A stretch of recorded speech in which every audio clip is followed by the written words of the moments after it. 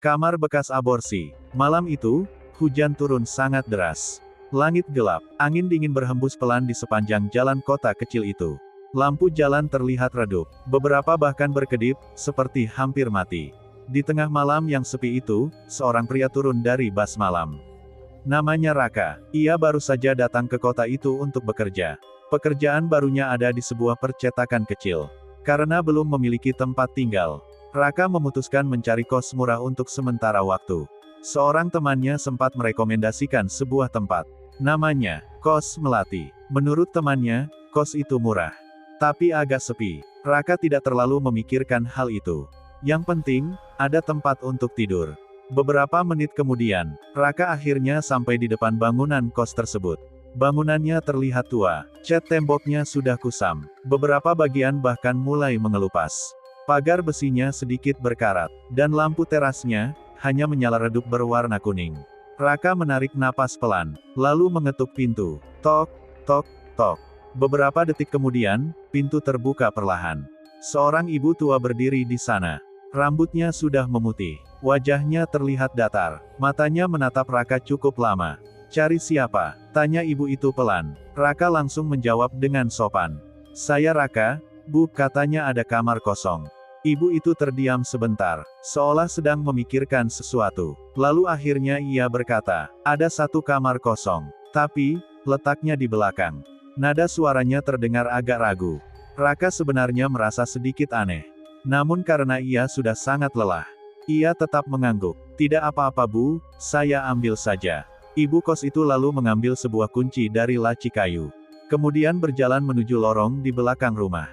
Raka mengikuti dari belakang. Lorong itu cukup sempit, lampunya hanya satu, dan lampu itu berkedip pelan. Langkah kaki mereka terdengar jelas di lorong yang sunyi. Tok, tok, tok. Beberapa detik kemudian, mereka berhenti di depan sebuah pintu kayu tua. Di pintu itu ada angka yang hampir pudar. Angka 12. Ibu kos membuka pintu perlahan. Krek, ini kamarnya. Raka melihat ke dalam. Kamarnya kecil, hanya ada kasur tipis, sebuah lemari tua, dan meja kecil di sudut ruangan. Dindingnya terlihat agak lembab, namun masih cukup layak untuk ditempati. "Berapa sewanya, Bu?" tanya Raka. 400.000 sebulan. Raka langsung mengangguk. "Baik Bu, saya ambil." Saat Raka hendak masuk ke kamar, tiba-tiba ibu kos berkata pelan, "Kalau malam, jangan keluar kamar terlalu sering." Raka langsung menoleh. "Maksudnya Bu?" Ibu kos itu hanya tersenyum tipis. "Di sini, malamnya sangat sepi." Setelah mengatakan itu, ia langsung pergi meninggalkan lorong. Raka akhirnya masuk ke dalam kamar. Ia menutup pintu. Jam di ponselnya menunjukkan pukul 11:47 malam. Raka meletakkan tasnya di lantai, lalu merebahkan tubuhnya di kasur. Ia benar-benar lelah setelah perjalanan jauh. Hujan di luar masih turun deras. Suara tetesan air terdengar dari atap. Awalnya, semuanya terasa normal. Sampai akhirnya, sekitar pukul 1 malam, Raka tiba-tiba terbangun. Ia mendengar sesuatu. Suara yang sangat pelan. Suara itu seperti tangisan bayi. Raka membuka matanya perlahan. Ia duduk di kasur. Tangisan itu terdengar lagi. Pelan, serak, seperti bayi yang baru lahir. Raka mengerutkan kening. Perasaan ini kos isinya mahasiswa semua. Tangisan itu terdengar dari arah kamar sebelah. Raka mencoba mengabaikannya. Ia kembali berbaring. Namun beberapa menit kemudian, tangisan itu berubah. Bukan lagi seperti bayi, melainkan erangan seorang perempuan. Pelan, seperti seseorang yang sedang kesakitan. "Ah, tolong." Raka langsung duduk lagi. Ia mulai merasa tidak nyaman. Ia berjalan mendekati dinding yang berbatasan dengan kamar sebelah. Suara itu benar-benar dari sana. "Ah, sakit, jangan." Raka mengetuk dinding pelan. "Permisi, Mbak, Anda tidak apa-apa?" Tiba-tiba, suara itu langsung berhenti. Mendadak sunyi. Tidak ada jawaban. Tidak ada suara apapun. Raka menunggu beberapa detik. Tetap hening. Akhirnya ia kembali ke kasur. Namun saat ia hampir tertidur, tiba-tiba terdengar suara dari dalam lemari. Tok, tok, tok. Raka langsung membuka mata. Ia menatap lemari di sudut kamar. "Ah, mungkin tikus." Namun suara itu terdengar lagi. Tok, tok, tok. Kali ini lebih keras. Jantung Raka mulai berdetak lebih cepat. Ia bangkit dari kasur. perlahan berjalan menuju lemari. "Siapa?" tanya Raka pelan. Tidak ada jawaban, hanya suara hujan di luar. Raka menarik napas panjang, lalu membuka pintu lemari. Krek, kosong, tidak ada apa-apa di dalamnya. Hanya gantungan baju tua. Raka menghela napas lega. Ia menutup pintu lemari. Namun saat ia berbalik, tubuhnya langsung membeku. Di lantai kamar, ada sesuatu. Bekas darah tipis. Seperti sesuatu yang baru saja diseret. Dari arah lemari, menuju bawah kasur. Darah itu masih terlihat basah. Raka mundur selangkah. Ini, darah. Tiba-tiba, tangisan bayi terdengar lagi. Kali ini, sangat dekat, tepat dari bawah kasurnya. Tangisannya pelan, serak, dan terdengar sangat menyedihkan. Raka menelan ludah. Tangisan itu berubah menjadi bisikan kecil. Ma. Lampu kamar tiba-tiba berkedip. Sekali, 2 kali, 3 kali, lalu, padam. Kamar langsung gelap gulita. Dalam kegelapan itu, Raka mendengar sesuatu merangkak. Perlahan, dari bawah kasur, suara kuku kecil menggesek lantai. Krek, krek, krek, dan tepat di dekat kakinya, ada suara bayi yang berbisik. "Mana? Ibuku." Raka tidak berani bergerak. Napasnya terasa berat. Keringat dingin mengalir di wajahnya. Perlahan, lampu kamar menyala kembali. Dan saat Raka melihat ke lantai, ia melihat sesuatu yang membuat tubuhnya gemetar. Jejak tangan kecil. Jejak tangan bayi. Penuh darah. Jejak itu muncul satu persatu di lantai. Seolah ada bayi yang merangkak keluar dari bawah kasur.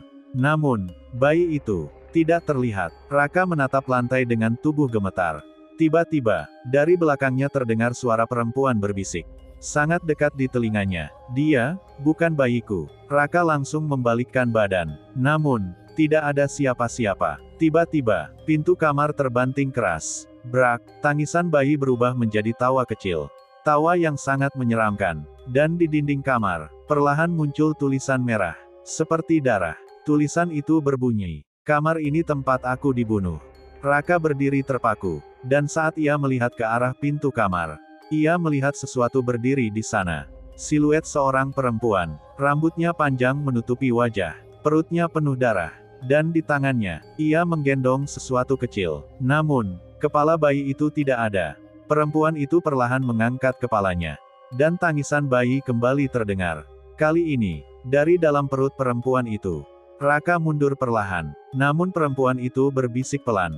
"Temani aku." Tubuhnya tiba-tiba merangkak cepat menuju Raka.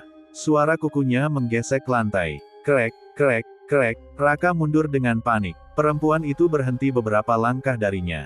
Lalu berbisik, "Kembalikan, anakku." Lampu kamar berkedip keras. Dan dalam 1 detik, sosok itu menghilang. Kamar kembali sunyi. Namun tangisan bayi masih terdengar. Sangat dekat. Raka menoleh ke lantai. Bayi kecil itu sekarang merangkak di lantai. Tubuhnya penuh darah. Tangannya kecil, tapi kukunya panjang. Ma. Bayi itu merangkak mendekat. Raka mundur ketakutan. Namun bayi itu tiba-tiba memegang kakinya. Pegangannya dingin. Sangat kuat. Tangisannya berubah menjadi tawa. "Hehehe." Dari lorong, perempuan itu muncul lagi. Ia menatap Raka, lalu berkata pelan, "Dia memilihmu." Raka gemetar. "Apa maksudmu?" Perempuan itu tersenyum menyeramkan. "Dia butuh ayah." Lampu rumah tiba-tiba mati. Gelap. Raka menyalakan senter ponselnya. Cahaya kecil itu menyinari lantai. Bayi itu masih di sana. Merangkak naik ke tubuhnya. Raka panik. Ia menendang bayi itu sekuat tenaga. Bayi itu terpental ke lantai. Perempuan itu menjerit marah. Jeritannya sangat keras. Lampu tiba-tiba menyala kembali. Raka langsung berlari keluar rumah kos. Ia tidak berhenti. Ia terus berlari di tengah hujan. Sampai akhirnya ia menjauh dari tempat itu. Ia tidak pernah kembali lagi. Namun beberapa minggu kemudian, ada penghuni baru yang menyewa kamar 12. Malam pertama, ia terbangun karena mendengar sesuatu. Tangisan bayi. Pelan, serak, ia melihat ke lantai. Ada jejak tangan kecil berdarah. Merangkak menuju kasurnya. Dan dari kegelapan, terdengar suara bayi berbisik, Pa. Namun bayi itu tidak sendirian. Di belakangnya, berdiri sosok seorang pria. Tubuhnya pucat, matanya kosong. Dan wajah pria itu sangat mirip dengan Raka. Sejak malam itu, penghuni kamar 12 selalu mendengar 2 suara. Tangisan bayi, Dan bisikan seorang pria, yang terus berkata, kami hanya ingin keluarga.